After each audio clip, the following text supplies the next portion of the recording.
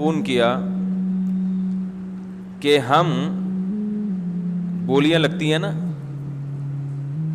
تو کوئی بھی مارکیٹ میں جب کوئی چیز کوئی کمپنی سیل کرتی ہے تو بولی لگاتی ہے, یعنی وہ نیلام کرتی ہے اس چیز کو, بھئی کون کتنے میں خریدے گا. تو ہم آپس میں طے کر لیتے ہیں کہ تو جو ہے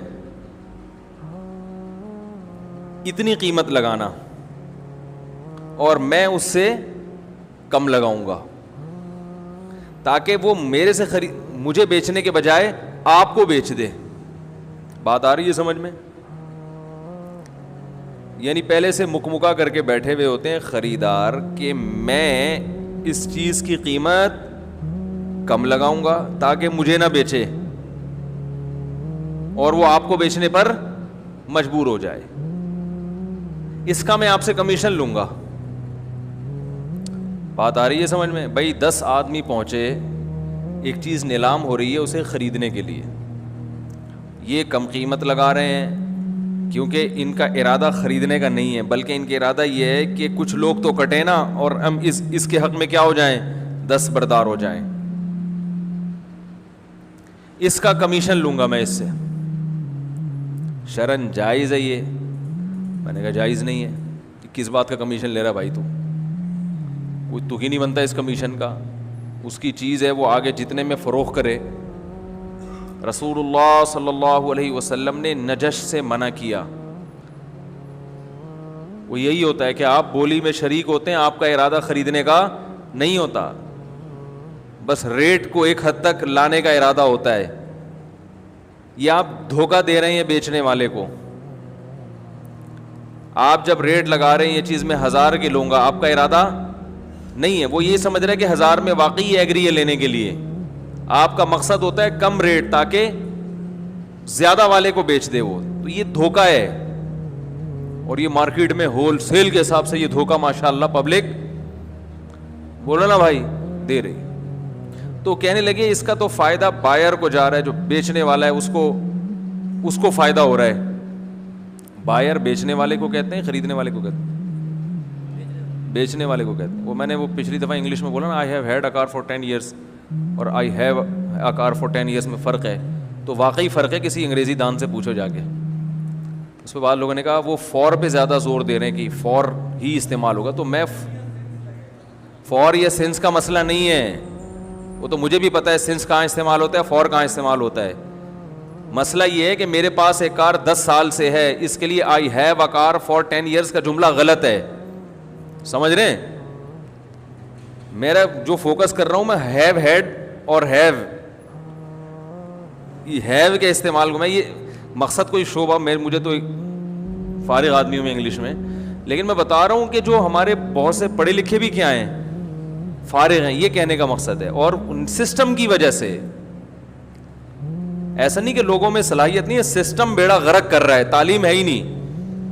تو وہ فور پہ لوگ زور دے رہے ہیں, فور کے بجائے فور ہی آئے گا, سینس نہیں آئے گا. وہ تو مجھے پتا ہے سینس اور فور میں کیا فرق ہوتا ہے. مسئلہ یہ ہے کہ وہ ٹینسز کا استعمال نہیں آتا بہت سے لوگوں کو. آپ کو آتا ہے, جو بیان سن رہے ہیں ان کو آتا ہے, ان کے علاوہ کی بات کر رہا ہوں. تو جو بیچنے والا ہے نا, بیچنے والا, وہ کہہ رہے ہیں وہ تو پھر فائدہ لے جائے گا. اس کو کیا ہو جائے گا فائدہ, وہ تو پھر اپنی منہ مانگی قیمت پہ چیز بیچے گا. اس کو ہم منہ مانگی قیمت پہ بیچنے سے بچنے کے لیے یہ کرتے ہیں. تو بھائی اس کا حق ہے کہ وہ اپنی چیز منہ مانگی قیمت پہ بیچے. یا آپ کو کس نے حق دیا کہ آپ اس سے یہ رائٹ چھینے؟ بھائی ظلم کی ڈیفینیشن یہ نہیں ہے کہ چیز مہنگی بیچ رہا ہے. ظلم کی ڈیفینیشن یہ ہے کہ جس کو اللہ نے جو حق دیا ہے آپ اسے وہ حق استعمال کرنے کا موقع نہ دیں. سمجھ رہے ہیں؟ یہ میری پگڑی ہے, مگر اس کی قیمت 1 کروڑ روپے لگا دوں کہ میں 1 کروڑ میں بیچوں گا, تو کیا یہ ظلم ہے؟ بولو نا بھائی. کوئی ظلم نہیں. آپ نہ خریدو, آپ کیوں بے وقوف ہو کہ 1 کروڑ کی پگڑی خرید رہے ہوں؟ پہاڑ وہ ادھر جاؤ, ادھر سوراب گوڈ میں جاؤ, آپ کو یہ مل جائے گی 1500-2000 روپے کی. ہاں میں اگر دھوکہ دوں, میں کہوں یہ قائد اعظم کے زمانے کی پگڑی ہے اور قائد اعظم نے بھی اس کو اپنے سر پہ ایک دفعہ باندھا تھا, یا علامہ اقبال نے مجھے گفٹ میں دی ہے یہ. کیا خیال ہے؟ وہ ایک آدمی نے دیوار بنائی ملتان میں نا, بہت بڑی دیوار بنائی, ٹکٹ لگا دیا اس کو دیکھنے پر پیسے کمانے کے لیے. لوگوں نے کہا کہ یہ جو ہے اس کو کیوں کوئی دیکھنے کے لیے آئے گا؟ اس نے کہا یہ میں یہ ثابت کروں گا یہ بہت قدیم دیوار ہے, بہت قدیم دیوار ہے. تو وہ جو آثار قدیمہ کی وجہ سے لوگ دیکھنے آئیں گے. اس نے کہا یہ کیسے پتہ چلے گا قدیم دیوار ہے؟ اس نے کہا پتہ چل جائے گا. تو اگلے دن وہ آیا, دیکھا اس پہ لکھا ہوا ہم قائد اعظم کو ملتان آنے پر خوش آمدید کہتے ہیں. دیوار پہ لکھا ہوا تھا ہم قائد اعظم کو ملتان آنے پر خوش آمدید کہتے ہیں. تو یعنی وہ اشتہار لگا دیا کہ جیسے لوگ سمجھیں یہ اس زمانے کا لگا ہوا ہے. تو اگر کوئی دھوکہ دے رہا ہے, کوئی گڑبڑ کر رہا ہے, باتوں کو گھما رہا ہے, لفاظی کر رہا ہے, پھر تو ٹھیک ہے بھائی, یہ دھوکہ جائز نہیں ہے. یا کوئی ایسی چیز ہے جس کی لوگوں کو شدید ضرورت ہے اور آپ نے ریٹ اتنے بڑھا دیا کہ اب لوگوں کی دسترس سے باہر نکل گئی. آٹا آپ نے ذخیرہ کر کے اس کے ریٹ بڑھا دیے.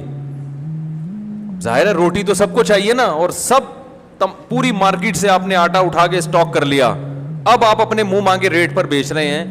تو اتنے ریٹ بڑھا دیے کہ غریب آدمی کی دسترس سے آٹا نکل گیا. یہ ناجائز ہے, کیونکہ بھائی یہ تو لوگوں کی بنیادی ضرورت ہے.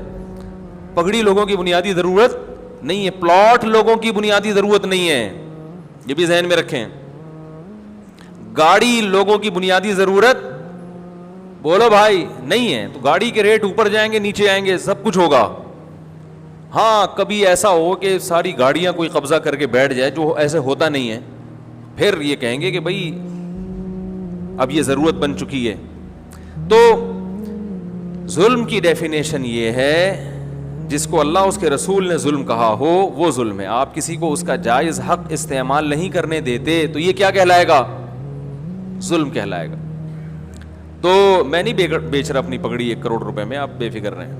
آپ پریشان ہو گئے یار 1 کروڑ میں ہم کیوں خریدیں, تو نہیں خریدیں آپ ٹھیک ہے نا. اگر آپ خریدیں گے تو میں 1 کروڑ روپے لے کے آپ کو بیچ تو دوں گا, لیکن عجائب گھر میں آپ کو رکھوا دوں گا میں کہ بھئی یہ آدمی ہے جس نے 1500 روپے کی پگڑی کتنے میں خریدی ہے؟ 1 کروڑ میں.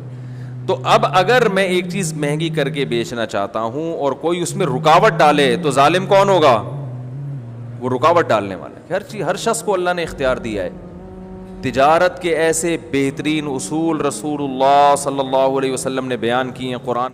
گاڑی لوگوں کی بنیادی ضرورت بولو بھائی نہیں ہے. تو گاڑی کے ریٹ اوپر جائیں گے نیچے آئیں گے, سب کچھ ہوگا. ہاں کبھی ایسا ہو کہ ساری گاڑیاں کوئی قبضہ کر کے بیٹھ جائے, جو ایسے ہوتا نہیں ہے, پھر یہ کہیں گے کہ بھائی اب یہ ضرورت بن چکی ہے. تو ظلم کی ڈیفینیشن یہ ہے جس کو اللہ اس کے رسول نے ظلم کہا ہو وہ ظلم ہے. آپ کسی کو اس کا جائز حق استعمال نہیں کرنے دیتے تو یہ کیا کہلائے گا؟ ظلم کہلائے گا. تو میں نہیں بیچ رہا اپنی پگڑی 1 کروڑ روپے میں, آپ بے فکر رہیں. آپ پریشان ہو گئے یار 1 کروڑ میں ہم کیوں خریدیں, تو نہیں خریدیں آپ ٹھیک ہے نا. اگر آپ خریدیں گے تو میں 1 کروڑ روپے لے کے آپ کو بیچ تو دوں گا, لیکن عجائب گھر میں آپ کو رکھوا دوں گا میں کہ بھئی یہ آدمی ہے جس نے 1500 روپے کی پگڑی کتنے میں خریدی ہے؟ 1 کروڑ میں. تو اب اگر میں ایک چیز مہنگی کر کے بیچنا چاہتا ہوں اور کوئی اس میں رکاوٹ ڈالے تو ظالم کون ہوگا؟ وہ رکاوٹ ڈالنے والا ہے. ہر شخص کو اللہ نے اختیار دیا ہے. تجارت کے ایسے بہترین اصول رسول اللہ صلی اللہ علیہ وسلم نے بیان کیے.